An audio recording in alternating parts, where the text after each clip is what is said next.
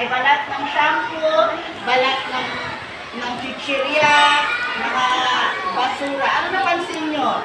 Halo-halo ba sila o nakasegregate? Halo-halo. Kadalasan ng mga basura natin sa bahay ay halo-halo, no? Alam mo ba na dalawang uri ng basura meron tayo sa loob ng bahay? Anong uri ng basura? Pwede kayang magdala ng cellphone. Pag nahati natin yung sa dalawang kategorya, anong kategorya meron ng basura? Okay, very good siya. May mga basura tayo na nabubulok at hindi nabubulok. Ang tawag sa English na nabubulok, ito.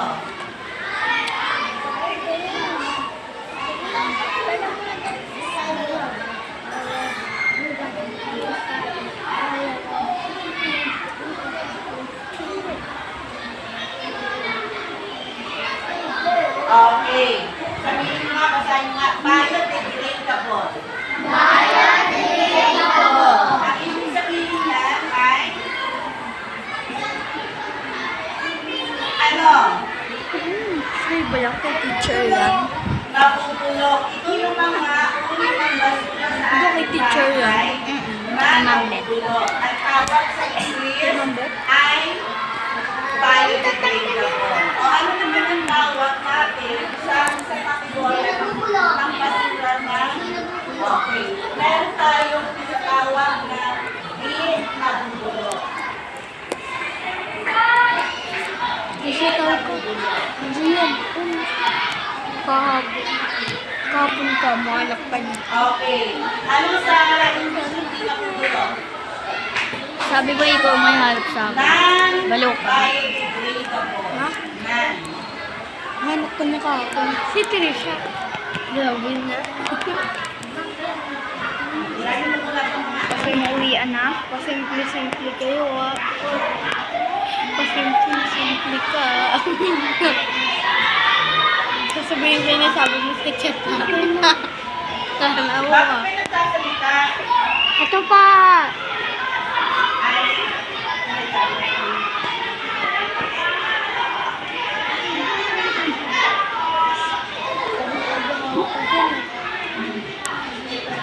okay, basahin nyo nga. Non-biodegradable. Non-biodegradable. Ang ibig sabihin sa Tagalog ay hindi nabubulok. Ano? Bakit hindi siya nabubulok? Saan gawa ang non-biodegradable? Hindi nabubulok. Anong materials gawa ang mga basura nyo? Mga plastic. Saan pa? Plastic, bottle, Lata! bote, Ano? Lata. Lata? metal. Lata. Lata? Okay, metal. Lata? May laman pa yun. Okay. Wow. Non-biodegradable, under siya ng mga basura. Dito na po yan sa akin. Ayoko na nag-discuss ako lang sa laban ng akin. Non-biodegradable, hindi nabubulok. Paano natin nasasabi na hindi siya nabubulok? Saang materials ba siya gawa?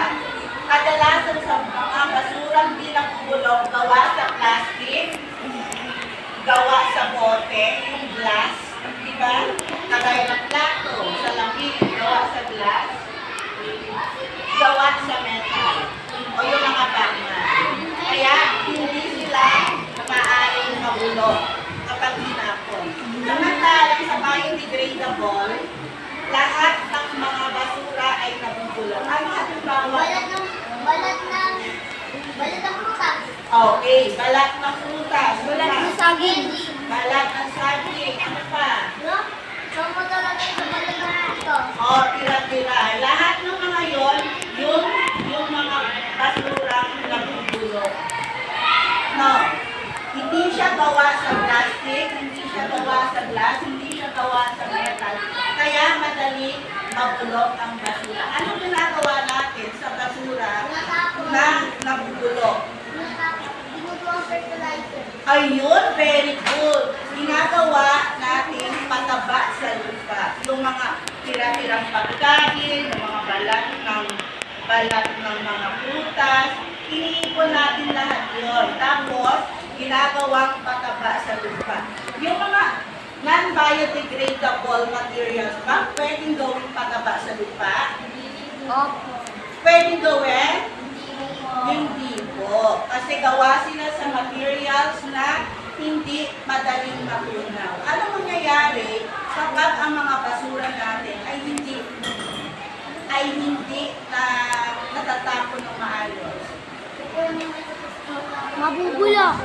O ano mangyayari kapag yung mga plastic ay hindi natin natatapon ng maayos? Kakalat. Mapakalat. Kailangan ba pagsamasamahan ninyo? Magbabaha. Hindi po. Mahalaga ba magkaroon ng segregation? Opo.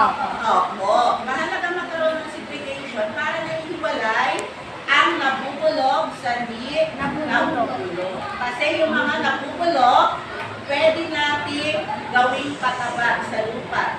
While yung non-biodegradable o hindi nabubulok, pwedeng i-recycle to a new material. No? Naintindihan? Opo. Okay, kunin nyo yung notebook nyo. Hatiin mo sa dalawang bahagi. Yan.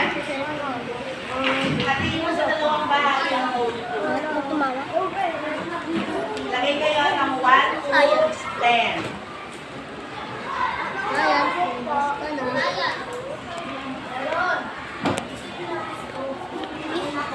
Okay.